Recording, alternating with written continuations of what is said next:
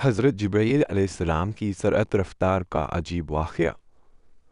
नबी करीम सल्लल्लाहु अलैहि वसल्लम ने एक मर्तबा जिब्राईल अलैहिस्सलाम से पूछा, ऐ जिब्राईल अलैहिस्सलाम, कभी तुम्हें आसमान से मुशक्क़त के साथ बड़े जल्दी और कोई लम्हा ज़ाया किए बगैर ज़मीन पर उतरना पड़ा है?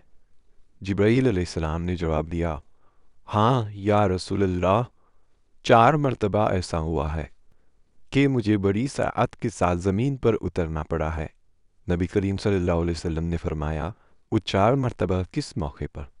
जिब्राईल अलैहिस्सलाम ने अर्ज़ किया, एक तो जब हज़रत इब्राहीम अलैहिस्सलाम को आग में डाला गया तो मैं उस वक्त अर्श इलाही के नीचे था। मुझे हुक्म हुआ कि जिब्राईल खलीलुल्लाह के आग में पहुँचने से पहले पहले फ़ौरन मेरे खलील के पास पहुँचूँ।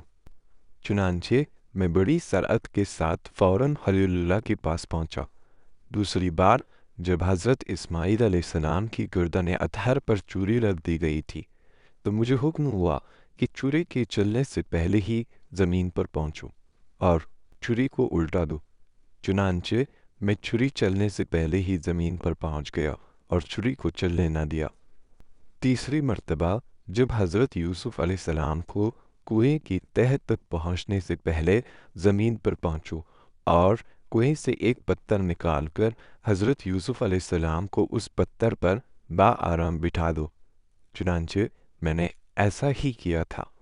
और चौथी मर्तबा या रसूलुल्लाह सल्लल्लाहु अलैहि वसल्लम, जबकि काफिरों ने आप सल्लल्लाहु अलैहि वसल्लम का दंदान मुबारक शहीद किया था, तो मुझे हुक्म इलाही हुआ कि मैं फ़ौरन ज़मीन पर पहुँचूँ और हुज़ूर सल्लल्लाहु अलैहि वसल्लम के दंदान मुबारक का खून ज़मीन पर ना गिरने दूँ और ज़मीन पर गिरने से पहले ही मैं वो खून मुबारक अपने हाथों में ले लूँ।